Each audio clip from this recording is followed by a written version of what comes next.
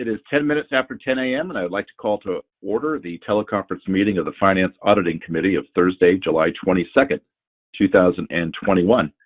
And before we begin, please note that this meeting is being recorded. And Madam Secretary, first of all, thank you so much for all the great work that you and all the staff are doing, keeping us on track during this past year and a half. Very much appreciated. Yeah, very much appreciated, and great work. With that, can we please call the roll? Thank you. Starting with Director Cochran. Here. Thank you. Director Grosboll. Absent. Director Maston. Here. Thank you. Director Tirio. Here. Vice Chair Frederick. Hasn't returned. Chair Rabbit. Oh, wait, hang on a second. Vice Chair Fredericks, looks like we just joined again. Yes. Thank you. Chair Rabbit? Here. Thank you. And President Parr? Present. Thank you. And also on the line, we have Director Garbarino, Director Hernandez, and Director Hill, but we are not a committee of the whole yet. Staff on the line, I believe Dennis Mulligan's still here? Here. Joe Wire is not with us. Ava Barr-Furbish? I'm here. Thank you. Kim Manolius? Good morning. Thank you. Steve Miller?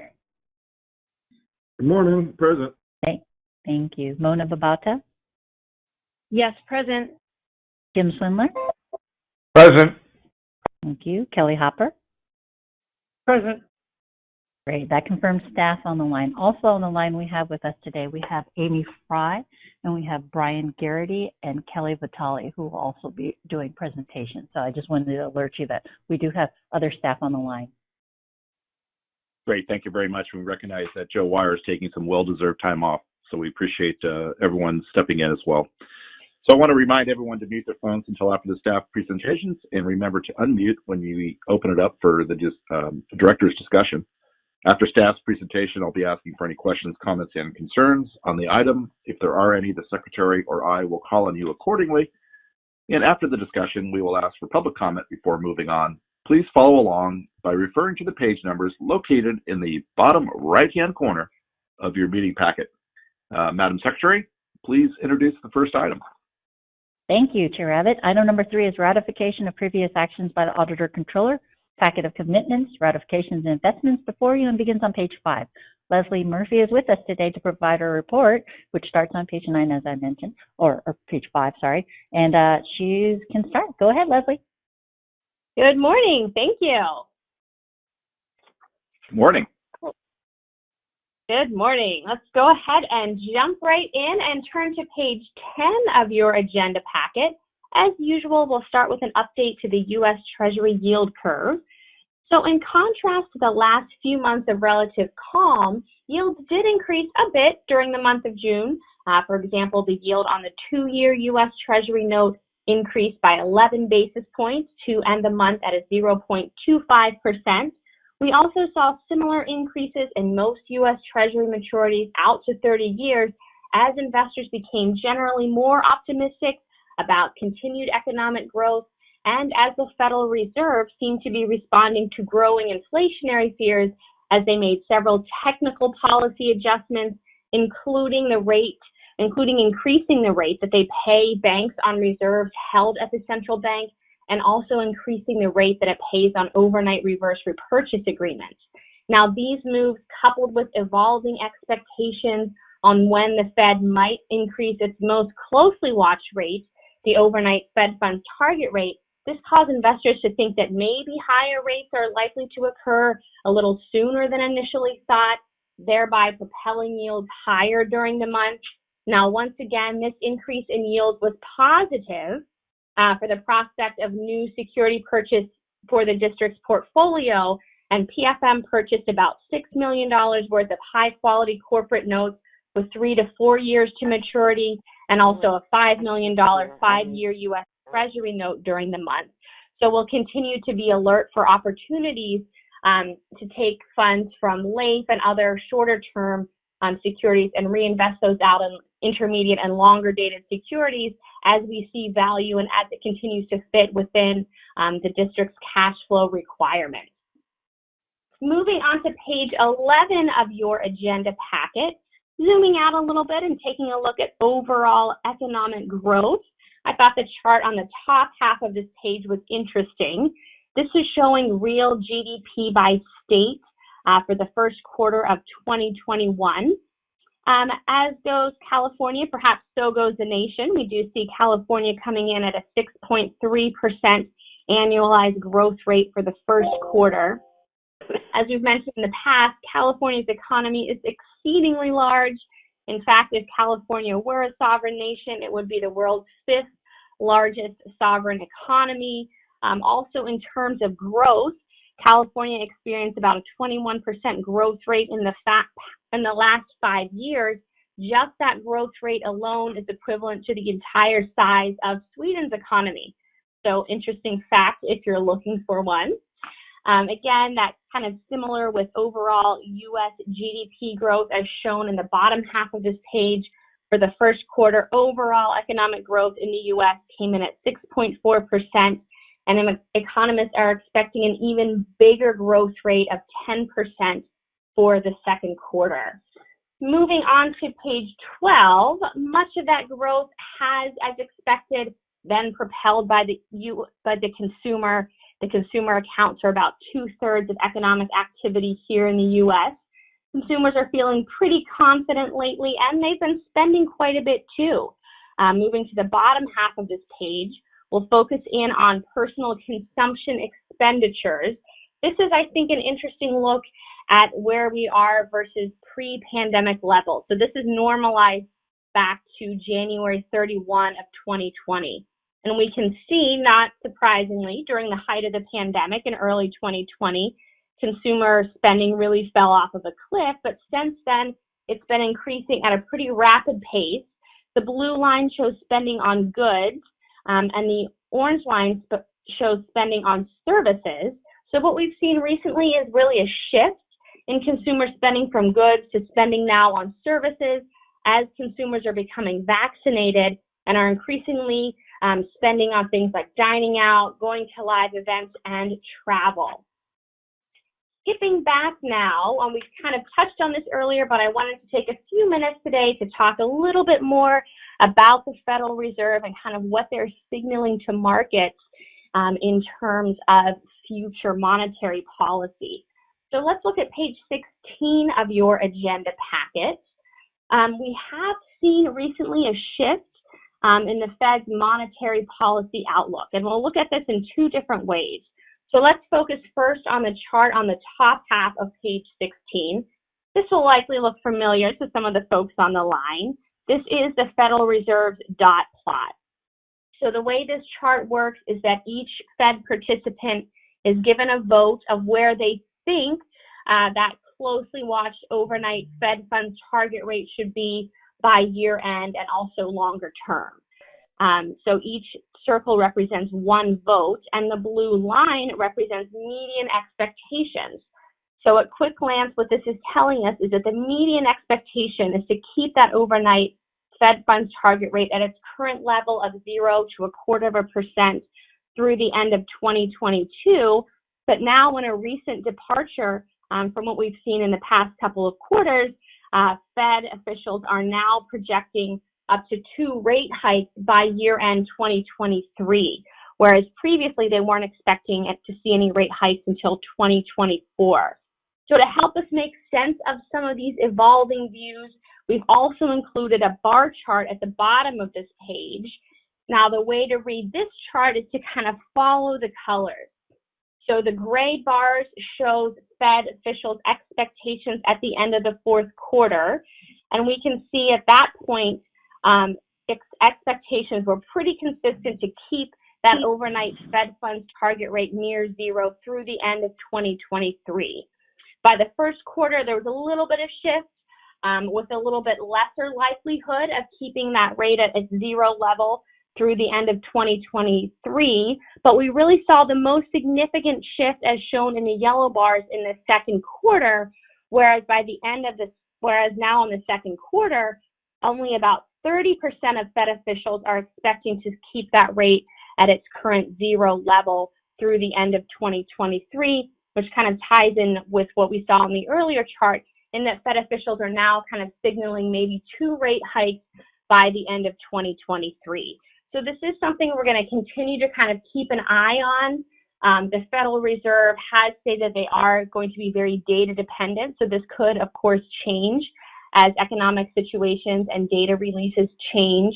The Federal Reserve has done a great job of being very transparent with the market, so we're not expecting any sudden shift or sudden change in policy, but it does look like they're thinking about at least moving up the timeline for when they'll initiate those rate hikes. And again, this is something we pay close attention to because essentially all the securities that we can buy for you in your portfolio are closely tied to changes in the Fed funds target rate.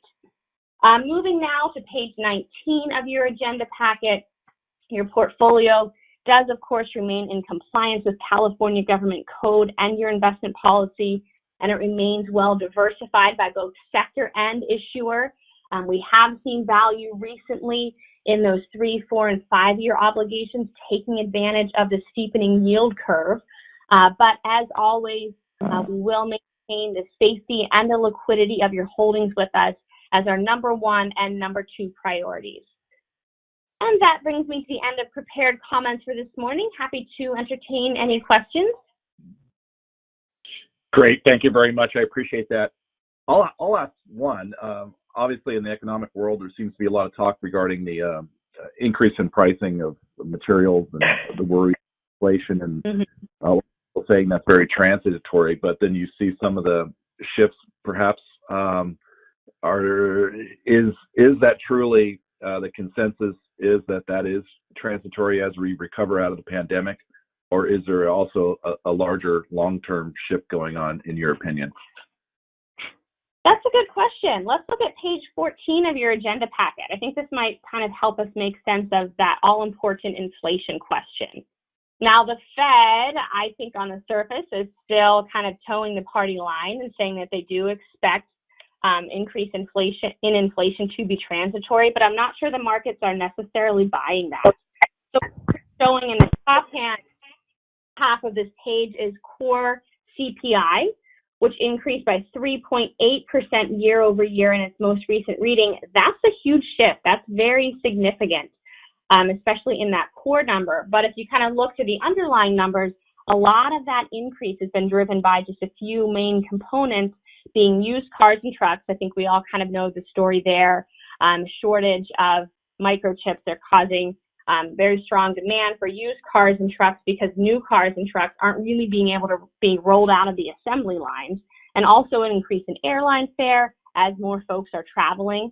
So I think, in terms of your question, is this just transitory? Some factors are, like perhaps those factors, but I think all in all, there's a lot more money kind of circulating in the economy. So I do think inflation is going to continue to increase. I think that's reflected in the market as well. Looking at the chart on the bottom half of this page, this is showing, to kind of simplify it a little bit, break-even inflation rates based on nominal Treasury yields minus tips yields to get us to that implied inflation. So, for example, 5-year inflation is now at 2.5%. So that's what the market is expecting inflation to be over the next 5 years, 2.5%, a bit higher than the Fed's stated 2% inflation target. So I think we're kind of at a shifting point now where it does look like inflation in excess of 2% might be here to stay. I don't think we think it's going to be at 3 or 3.5%, but it could be at 2.5%. I think that's kind of general market consensus. No, I appreciate that. Thank you for that. Is there I heard someone have a question? Yeah, this is Director Terrio.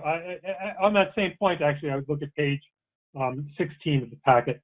One thing I noted in that first chart on page 16, the overnight fund target rate is a sort of standard response to by the Fed to inflation. They increase it in order to tamp down inflation. And from the votes of the Fed members they're clearly not expecting most of them any inflation until after 2020. 22. So a little different from what the market's anticipating. What the individual Fed members are anticipating seems to be that inflation is transitory. Yeah, I don't disagree. I think it's going to be an interesting take whether or not it is picked up by the market itself or the Feds keep saying it. Anyone else have a question for Leslie?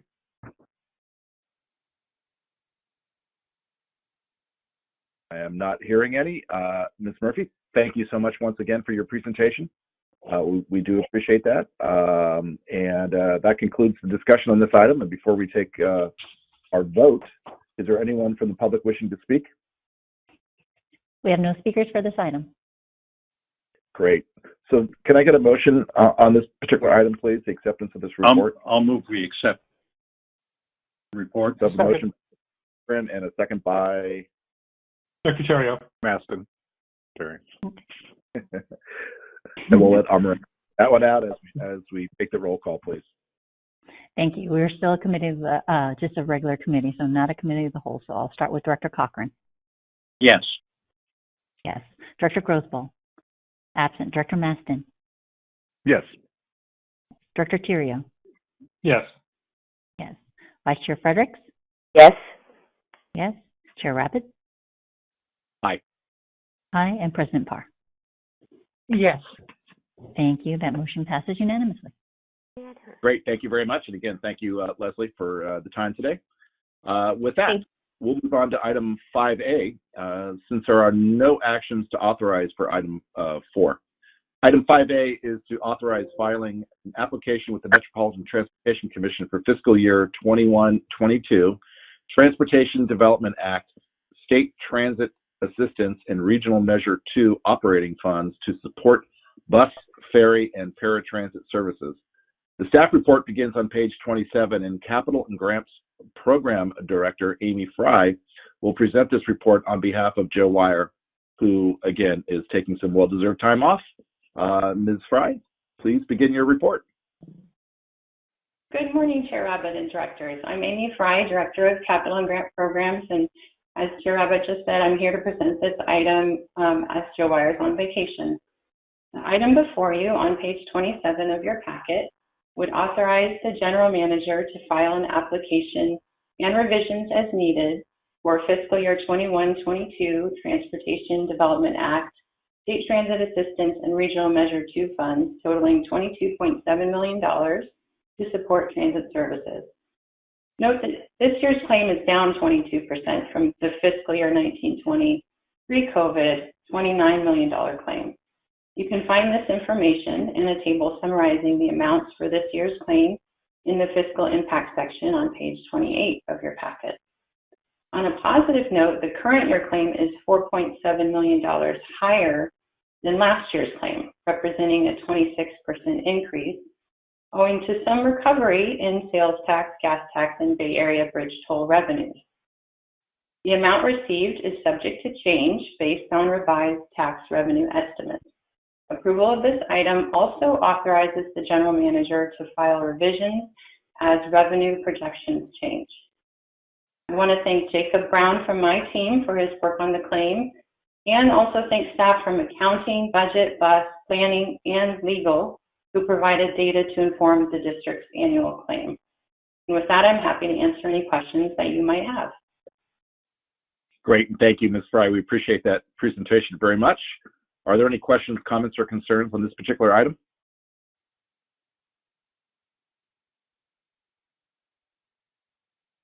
Not hearing any. I think that concludes the discussion on this item. And before we take our vote, is there anyone from the public wishing to speak? We have no speakers for this item as well. Great. Then can I get a motion to approve item 5A? I'll move item 5A. And a second. I heard lots of firsts. All right, I'll second it. There you go. And Madam Secretary, can you please do a roll call vote, please? Thank you. We are voting on item number 5A, starting with Director Cochran. Yes. Yes. Director Grosboll. Absent. Director Maston. Aye. Aye. Director Terrio. Yes. Yes. Director Fredericks. Yes. Thank you. Chair Rabbit? Aye. Aye. And President Parr? Aye. Aye. Thank you. That motion passes unanimously. Great. Thank you all very much. And we'll move on to item number 6, which is the presentation on Workers' Compensation and Liability Annual Summary. The presentation slides begin on page 29, and Kelly Vitale will be presenting this report. Ms. Vitale, please begin your report. Okay. Hi. Good morning, everybody. And for those of you that I haven't met, thanks for having me. I've been with the district about 2 years now, and Joe Wire and I agreed that it would be a good idea to bring this information to you annually. So today I'm going to just discuss the slides briefly, and they will pertain to the workers' comp and the liability claims that the progress that we've made in the 2 years that I've been here. So on the second page of the slides under highlights, the key takeaways from this summary this year are the reduction in the claims, and that includes liability, workers' comp, and so many of these of which you see for approval, but so many of which you don't. They actually make it within mine and Dennis's authority. So we have reduced a significant number of claims in all lines. So that's a big highlight. And another really important thing that people don't often maybe associate with claims is the age of claims. And so liability claims specifically have a shorter life than workers' comp. Workers' comp claims can stay open for the life of the person. And so a lot of folks don't know that. And so what's really important is that we have been tackling those aged claims. We meet with our TPA every 6 weeks. Just to give you a quick snapshot, we started with about 90 claims that went all the way back to the early 90s, mid 90s. And our list yesterday, we just had our most recent meeting, and we're under 60 claims now on that aged claim list. And so we had some pretty significant ones. I think one of our oldest claims settled last year under workers' comp. And then our incurred reserves, that's also significantly decreased in workers' comp. And that, again, is attributed to the closure of files and the settlements related to those closures.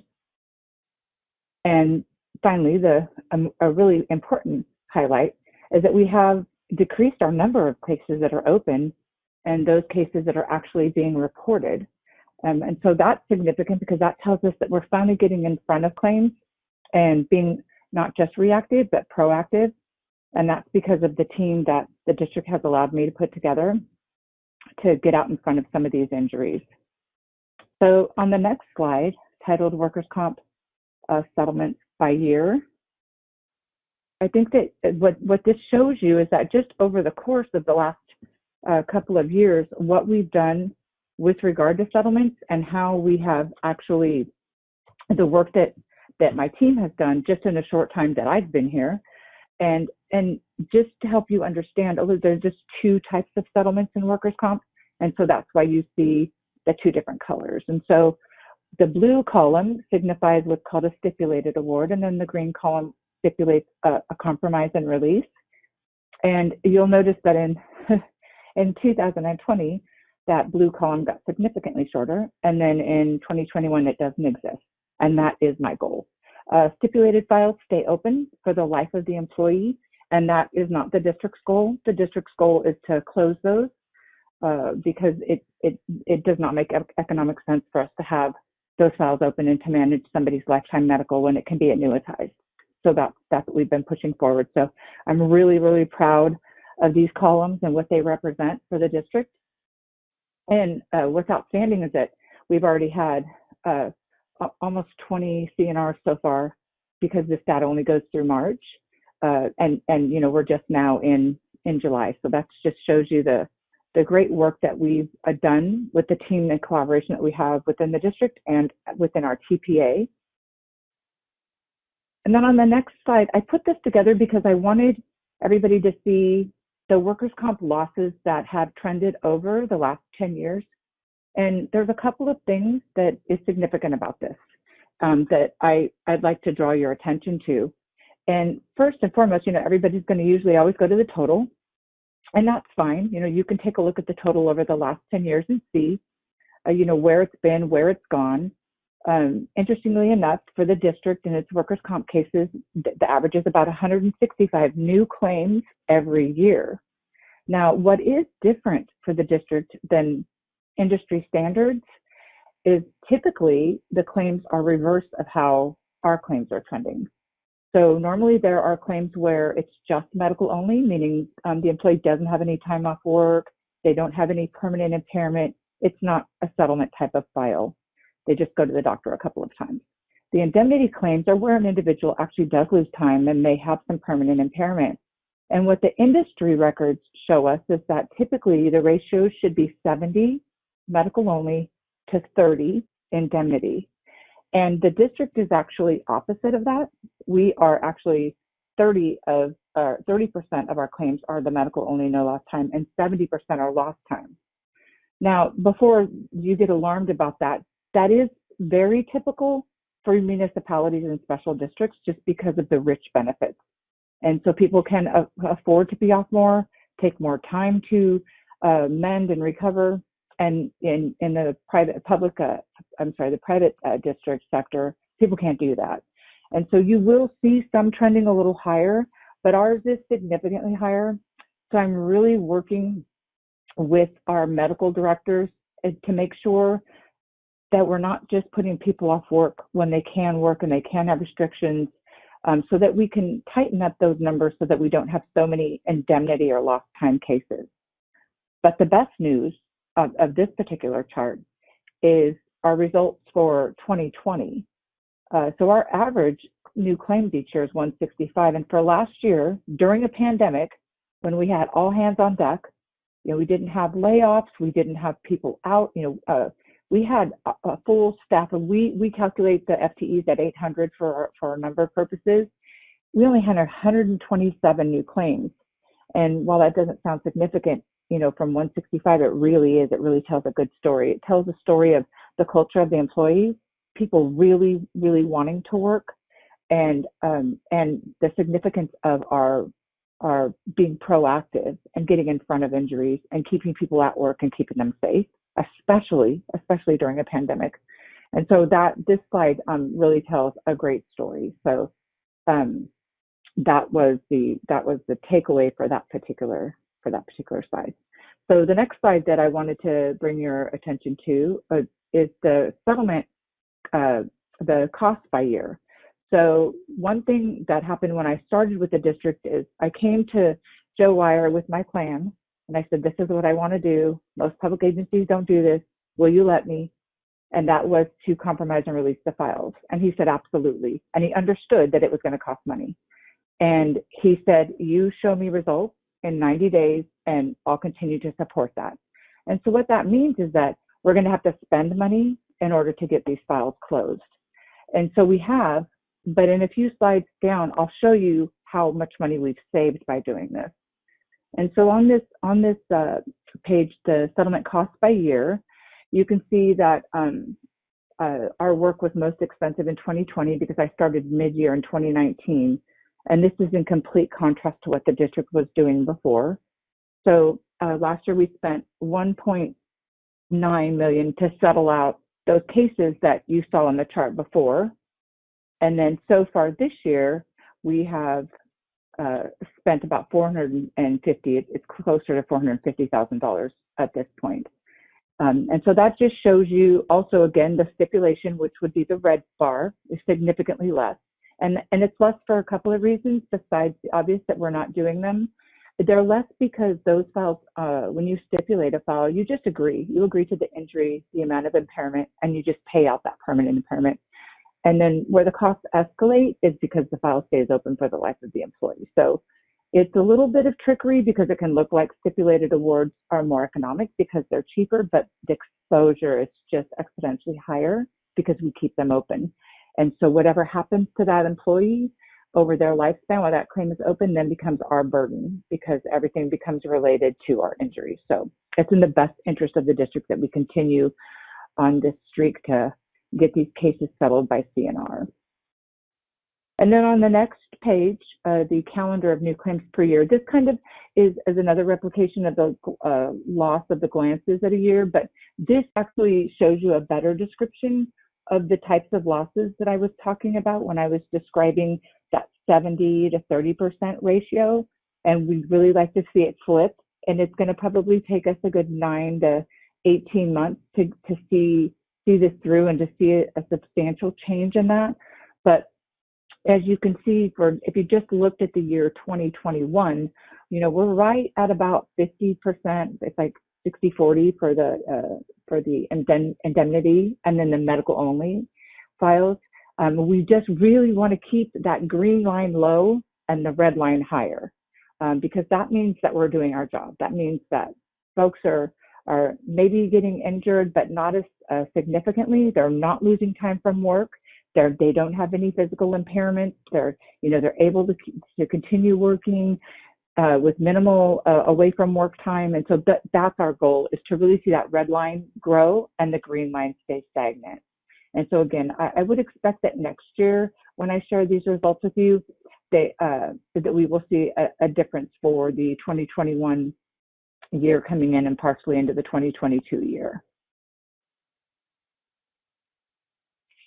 And then another interesting fact that I think that is probably strange, that I think workers' comp is interesting. So pardon the expression, but age of claims. People don't, I think, take an interest in workers' comp because it's just convoluted, it's complex, and it has, it's highly litigious. And so what's interesting about workers' comp in California, as I said, the claims can stay open for the life of the employee. And so that takes us to this chart showing you that we still have, as you look at the bar on the bottom, the farthest right, 12 claims that are over 20 years old. And that just makes zero sense in my mind. It doesn't make sense. Now, in those instances, we have to work really hard with those individuals to convince them to settle these cases. And that's what myself and my team has been tasked to do with the adjusters and the attorneys that are involved. And you have to get these folks to understand the benefit of settling. And so that is what we are working towards. Now, these numbers, the 10 year to 15 and the 15 to 20 were double when I started. There was, I believe, 22 10 to 15-year-old claims, and there were 20 15 to 20.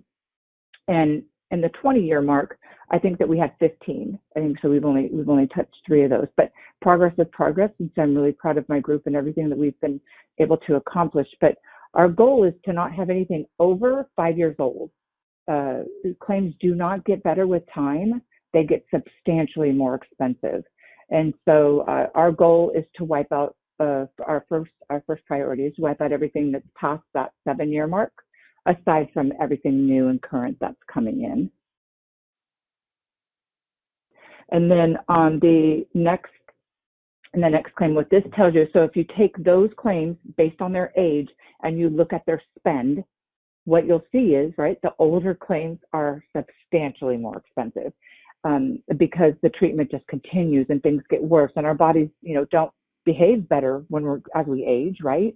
So everything just comes exponentially more costly. And so you'll see here that the 10-year, the 15-year, even the 7 to 10-year, those cases all average $200,000 to $225,000 spend on each file, and so that is substantial to the district's bottom line. And so again, that's why this is just so important for us to make sure that we attack those years and get those cases closed. And we're doing so by annuities and structures so that folks have something tangible to hang on to in the event of their passing, because if they just leave these cases open, there's nothing for their families these cases close once they pass. And we prefer not to wait for that, right? We'd like to get these cases resolved and make sure that their future medical rights are protected.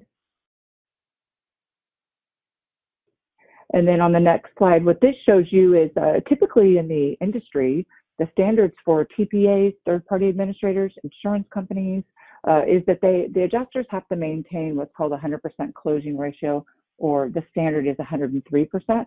What that means is for every new claim you get in, the expectation is you're going to close at least one. And so what this is showing you is that the blue lines are all of the new claims, and the red lines are all the claims that have been closed. And so it hasn't, you always want to see the red line should be higher than the blue line, but because the district had not been doing compromise and releases, the files couldn't close. Because when you have a stipulated award, as mentioned previously, those files have to stay open. And so now what's happening is we're actually, because we're able to settle files by compromise and release, we're allowing our adjusters to participate in their closing ratios that they were never able to participate in. That was part of their performance that couldn't previously be evaluated because the district didn't allow those type of settlements and for employees that were still working with them, and those files just sat open on the adjuster's desk. And so now what will happen is you'll see these trends change over the course of the next 2 to 3 years because of the impact we're having on the compromise and releases and the ability to just close files down much quicker than previously. So that's the snapshot of this, showing you also the trending of the number of claims, right? So again, it shows 118 for the indemnity and then 79 for the files that were closed. And remember, these are not that these total numbers will not match the claims at a loss, because not all of the claims are accounted for settlements in this particular bar and graph. The other one includes all claims. This is just claims that are opened and then just claims that are closed. So there could be a little discrepancy on the numbers. Don't expect these numbers to match the total claim numbers. And then let's move on to liability. And as we know, the district has a lot of liability. We just approved the liability insurance last month. And so the liabilities exposure is big for the district. And what this shows you is that these savings, actually, I'm sorry, I'm getting ahead of myself. These savings here are actually the savings that we've created from the settlements in workers' comp. The next slide is for the liabilities. I apologize. The liability savings is actually showing you, when I mentioned to you that we were spending a lot of money to get these files closed, I also told you that we were saving some money, and this is where the money's coming in. So posted for our liabilities, for our workers' comp claims that I report to the state every year in October, it was $9.3 million when I started in 2019. And then when we pulled our outstanding liabilities for our report for 2021, the outstanding liabilities was $8.4 million. And so that reduction, as you can see, is an $883,000 reduction. Of that reduction in savings from closing files, $607,000 of that came just from our C&R settlement over the past 24 months. So that's really significant, right? That's just a great savings. That's money that the district does not have to report to the self-insured plans. It's money that we don't have to show as an outstanding liability. So that's the big number that I would like you all to be aware of, so that you can know that, rest assured that we really have the district's economic impact in mind, right? That's what our goal is, and that's why we're pressing so hard to get these files closed.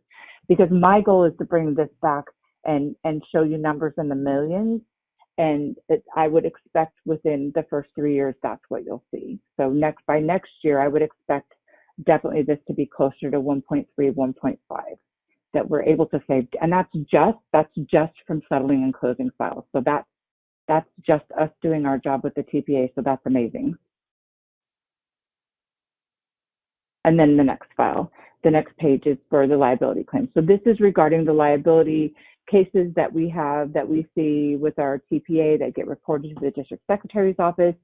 And this could be anything, a whole host of things, right? From, where maybe we might have, hit somebody's car, maybe, there was another collision, a pedestrian collision, so on and so forth.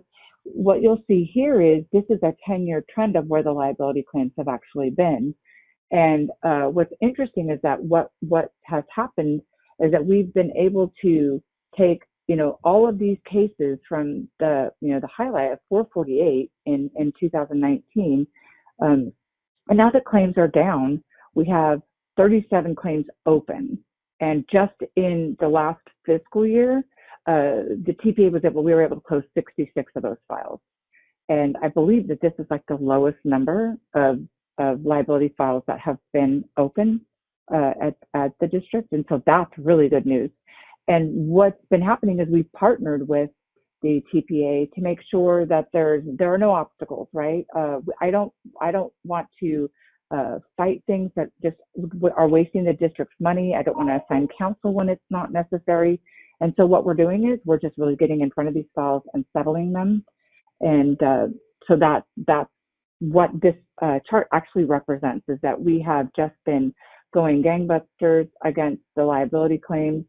And I would be remiss if I didn't mention that there is one large claim that is preparing to settle, and that'll be on our books for a while.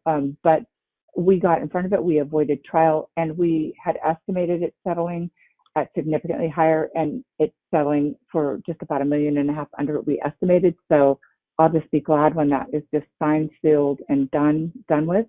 But that is also just a reflection of the teamwork that the district has put together with its legal counsel, general counsel, and the TPA. And what this next slide will show you is it's a demonstration of the fiscal impact of those claims. And as you can see in the years for 2014 to 2015, the tallest ones, right? That was a pretty significant year. I believe that year had 2 really large cases that settled under liability. And then the 2019 and 20, you'll see that goldenrod tower line, and that's representative of the case that I just mentioned in liability. That's our big one that's going to be settling. And that means that those are just the reserves that are posted up on that file up to our self-insured limit of $2 million.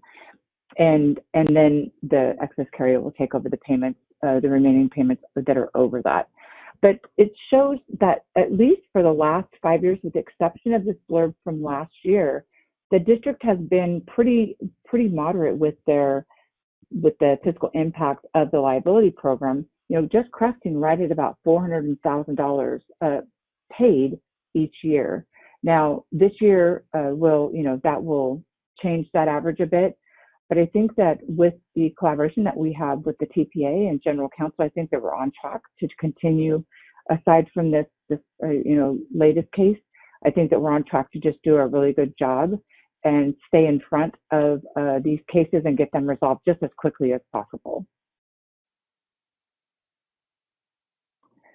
And this is just another way of showing you the division of how those liability, what hits the liability is coming from, right? So where are we taking these historical transactions from? And I think that it's clear to see our buses are the ones that are out on the street every day. So obviously that's going to be that's where the largest number of our incidences are going to come from. And then next is bridge, and then I believe it's non-revenue vehicles. And that's just when one of our non-buses, vehicles that isn't generating revenue gets in a fender bender or an accident. And so I think that chart's pretty self-explanatory, but that gives you the 10-year look of where historically the claims have come from. And what this next chart for the severity of shows you, this actually just shows you just the numbers. So it tells you how much under each division, what has been paid, and then in what category has it been paid. Because so often what happens in these liability claims is you pay out, for the punitive damages and the remedies that are required, but the litigation costs are what really drive these cases. And so I was very glad to see that of the money spent, right, the litigation costs were actually substantially less than I would have anticipated. But what that tells you is the district is really involved. And that's important, because otherwise these files just languish and then the costs just drive up. And that's just not good for the district or for the injured party who's been harmed. So, and I think that brings us to the end, and I'll ask if there's any questions. Well, thank you so much for the great work, and the presentation today. Appreciate that very much. Are there any questions, comments, or concerns from my colleagues? Director Terrio, I'll just compliment the work as well. I had noted the spike for 2015 in a few places in the charts and wondered what that was. If that comes primarily from 2 cases, that's a scary indication of how quickly stuff can get away from us. So thank you for that. Sure. Anyone else? This is Patty. Thank you. Yeah, as someone who also is working through trying to improve and redirect the culture of the organization towards settling claims, mostly for the benefit of those that are injured, but also for the bottom line so that we can share resources elsewhere. I laud you. This is wonderful. This is an example for us all, and I thank you for the presentation. Thank you for the acknowledgement. I appreciate that. The team has worked really hard. It shows. Thank you. Anyone? Yeah. This is President Parr. Please. Yes, I just have to tell Kelly, she hit the ground running like a whirlwind, and I think got us all as board members more involved in the workers' comp system than we had been before. And clearly you have incredible expertise and an incredible team. And I personally appreciate all the finances that you've managed to save, all the money that you've saved, and at the same time taking care of the employees who are injured while they're in our stead. So thank you very much for that. Thank you to the team. Thank you. We appreciate the comments and the feedback. Director Maston, I have a comment as well. Please go ahead. I want to thank you, Kelly, for all the work you've done. We haven't seen you face to face for a while, so I haven't been able to tell you that I think you've been doing a great job for us. What I am interested in, I guess, and maybe a little concerned about is, while this is great news for us, I just wonder how the individual employee feels, not their attorney, but the individual themselves, with the process and the outcome of it. And I don't imagine there's really any way, short of surveying them, how we would get there. But I'm just a little concerned about where they might be in all this. Do you have any thought on that or feeling about it? Actually, that's actually a great question, because that's paramount to our success, right? And I think that the feedback that I can give you is from our ADR program. And so that's the alternative dispute resolution, where it's what's called a carve out. And it used to be only, allowed for construction companies, and now it's allowed for union entities. And so the district was wise enough to get involved in that, and it started with their largest demographic of bus operators. And that has been really successful. It keeps things out of the Workers' Compensation Appeals Board. Things are involved with an ombudsperson and an arbitrator or mediator. And we all, we meet every quarter, and they get surveys to ask how it went. And most of the time, there are no attorneys involved, because attorneys know that there's really no fight in the game with regard to the ADR program. It was so successful that our mechanics union came to us and asked to be a part of it. And so now what we're considering is just slowly rolling it out to all the different segments, just because it's a much more personal touch. Same adjusters, same TPA, same rules apply. It's just less litigation.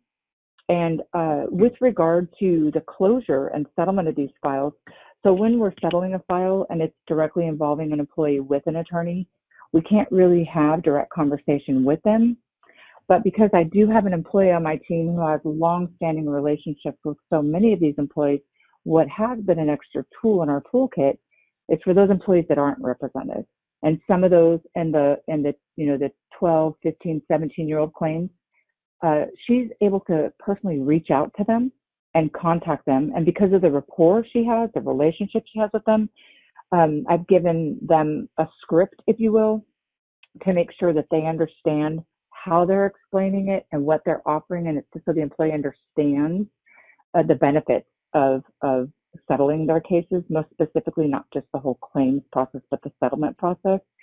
Because what is really important is that the employee understand that if we annuitize or structure, not only are they completely in control of their medical, right? But the most important thing, and after 30 years in the industry, this is really pivotal, they have something they're leaving behind. Because I can't tell you the number of calls I've taken from grandchildren, spouses, children. Hey, my dad had a claim. Can you tell us what it's worth? And it's not worth anything because they've passed. And so when we're having these conversations with these employees, reminding them that if you just leave this here, it has no value. We want to structure and annuitize it so that you have it, so that you can name a beneficiary, so that you can, set it aside in a mutual, whatever you want to do. But you can get it in a debit card, you can get it however you want, but we want you to hold it. Because if you don't, it goes away if you pass.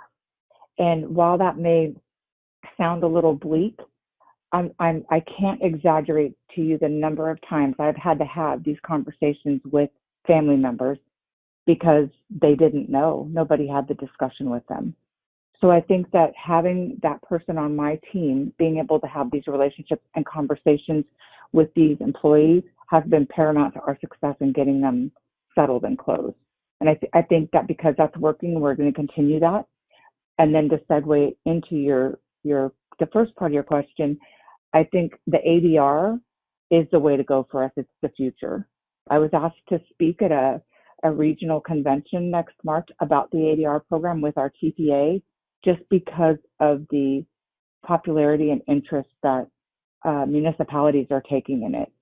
Just because it's just so much more personal of an experience than just here's a 20-page letter, you have a claim, go to the doctor, good luck. It's just a much more personal experience through the ADR. Yeah. Wow, I think that's great. Thank you very much. That was it's very heartening to hear. I appreciate it. Mm-hmm. Uh-huh. And I'm sure the employees do as well. I think so. I think so. Yeah. Great, thank you, Director. Anyone else have anything for Kelly? And again, Kelly, I just want to say thank you so much for obviously the numbers and the performance are moving and trending in a great direction. Notwithstanding Director Theriault, we need to continue to make workplace safety investments and make sure that we're on top of things in that regard as well.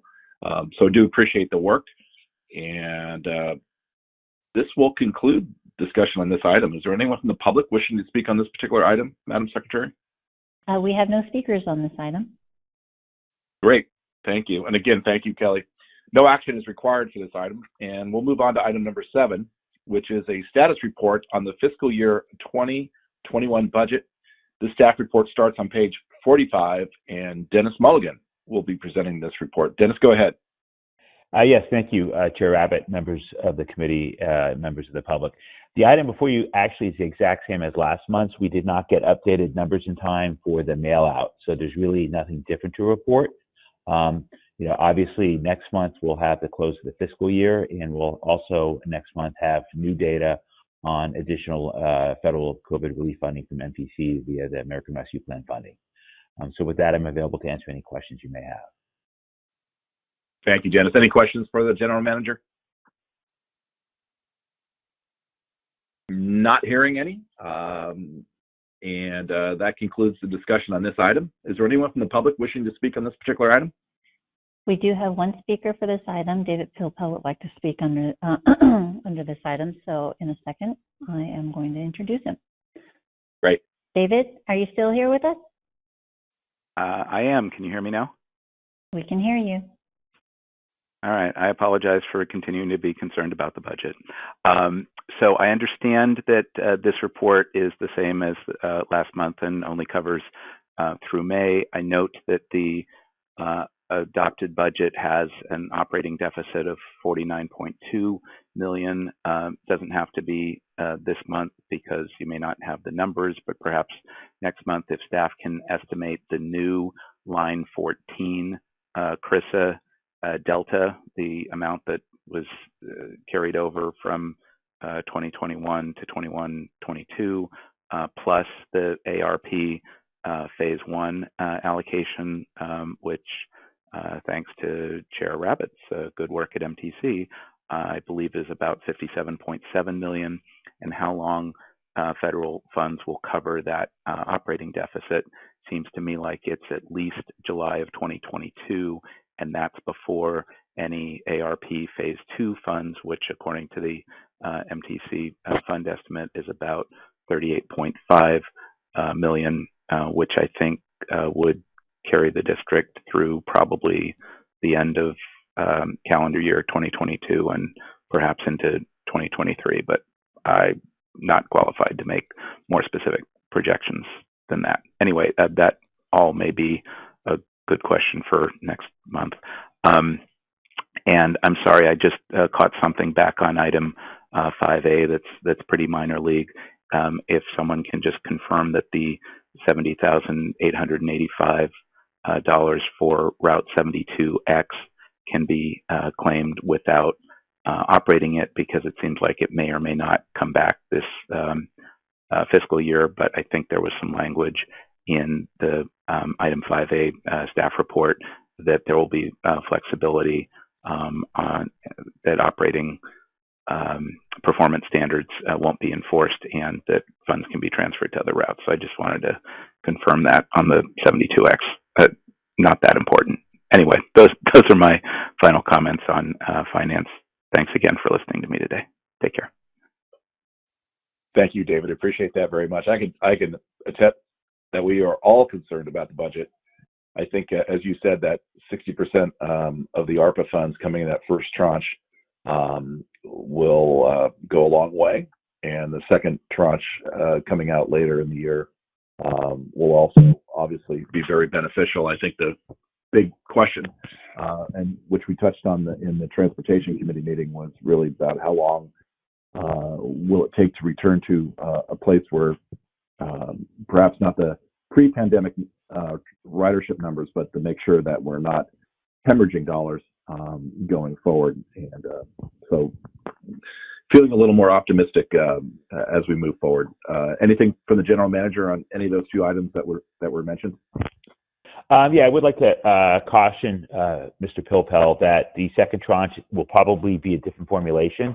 So the $38 million he referred to is not something we should anticipate or plan on.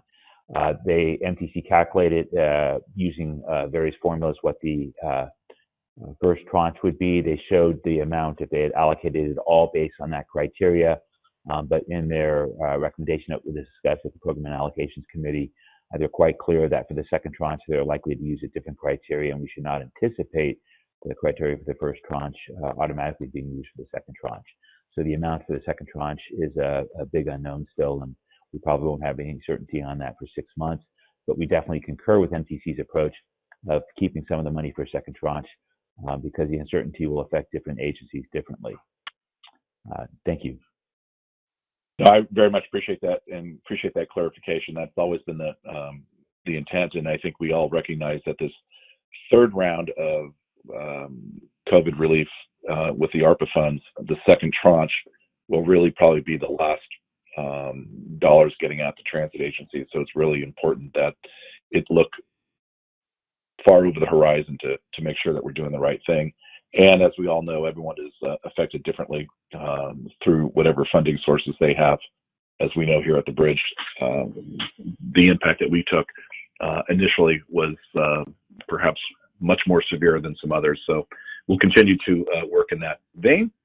But I do appreciate that. And we'll move on then to item number 8, which is the fourth quarterly report of judgments and settled claims.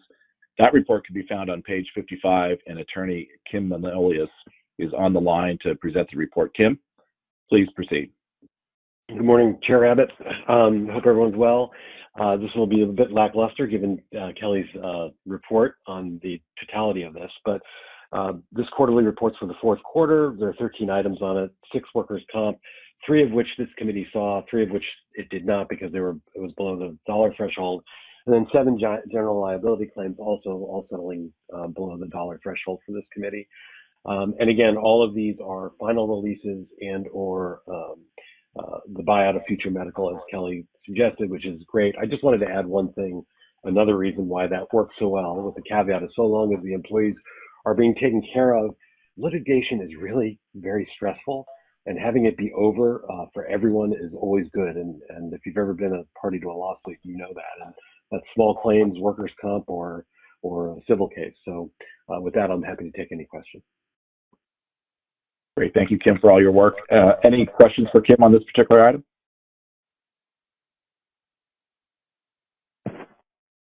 Not hearing any. No actions required for item 8. So with that, we'll move on to item 9 and 10, actually, in the fourth quarterly report on authorized budget adjustments and budget transfers under the General Manager's authority, as well as procurement actions. Item 9 starts on page 57, and item 10 starts on page 63 of your packet. And we have Amy Fry back with us, as well as the Director of Procurement, Brian Garrity. They're available to answer any questions from directors on either of these two reports. Are there any questions, comments, concerns on items 9 or 10?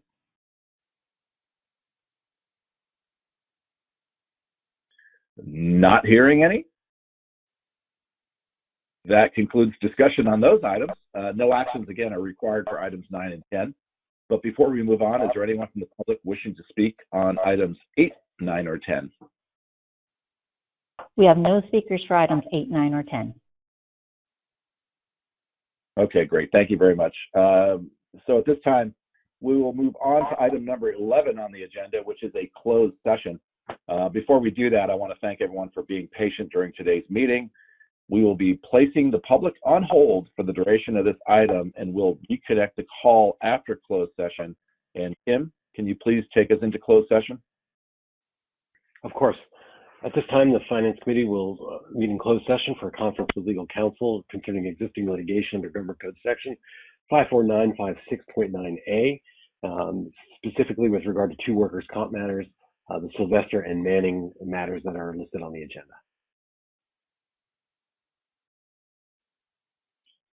Great. We are back into open session. And Kim, can you please provide your closed session report? Sure. The committee met in closed sessions for a conference with legal counsel, existing litigation under Government Code 54956.9A, 2 matters, the Sylvester matter and the Manning matter as indicated on the agenda, and the committee gave legal counsel appropriate guidance as to how to proceed. Great. Thank you very much. Thank you for the good work. And Madam Secretary, do we have any members of the public wishing to address the committee under item number 12, public comment? No, we polled during a closed session, and we have no other speakers on the line. All right, great. Well, that's the end of our meeting for the day. Can I have a motion to adjourn? So moved. And a second. Second. And if there are no objections, this concludes the meeting of the Finance-Auditing Committee. Thank you, colleagues.